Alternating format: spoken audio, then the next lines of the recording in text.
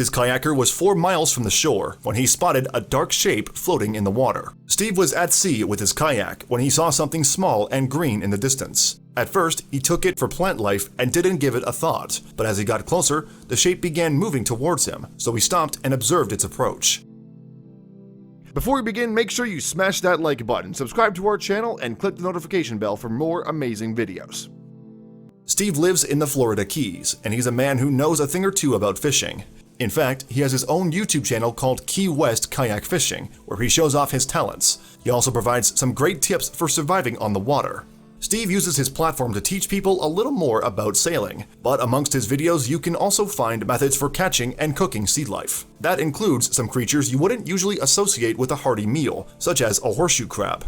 And there are plenty of things on the menu in the Florida Keys. Its climate is technically classed as a tropical savanna, which means it's home to some exotic flora and fauna. Some of them can't be found anywhere else in the world. Among the Florida Keys' unique inhabitants are the key deer, Key Largo woodrat, and the American crocodile. Since the Keys are an archipelago, a group of islands, the surrounding seas contain a lot of life too. The previously mentioned horseshoe crabs, turtles, and sharks are prime examples. But none of those fit the description of what Steve spotted out at sea on October 18, 2017. He wrote, "I was coming in from an offshore trip and I noticed a weird-shaped object floating in the distance. Initially, he thought it was inanimate. All I could see were the multiple fins running down his back," he described. "So I thought it was some sort of palm frond, but it just didn't look right." Steve's doubts got the better of him, and he decided to investigate the shape further. Steve wrote, "I ended up stopping and noticed that it started swimming. Then he realized the shape was actually a green iguana, miles out at sea.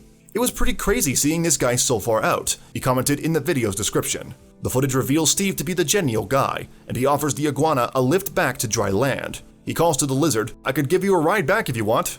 The iguana subsequently seems to take the fisherman up on his invitation. It swims its way over to Steve's kayak, but when it gets there, it seems hesitant. Steve notices the lizard's apprehension too. "You don't trust me very much, do you?" But its sense of self-preservation takes over. The iguana makes several attempts to climb onto the kayak without success. Despite Steve's encouraging words, the iguana can't seem to find its footing. It slips off each time. As a result, the fisherman intercedes to lend his new friend a helping hand. Steve reaches over to the kayak oar next to him, then lowers it into the water as a platform. Seeing safety in reach, the iguana immediately clambers onto the paddle. Steve consequently lifts it onto the boat, where it takes a perch on the outrigger piping. Although Steve tries to convince the iguana to move to the back of the kayak, the lizard seems tired from its swim. "You're probably going to be more comfortable on the back over here," Steve points out. "Or do you just want a breather and keep swimming to Cuba?" Once the iguana has a break, Steve tells it they need to move before darkness descends. With that, he nudges the iguana back onto the paddle so he can transport it to the kayak's rear. When the lizard is comfortable, it's time for the return journey.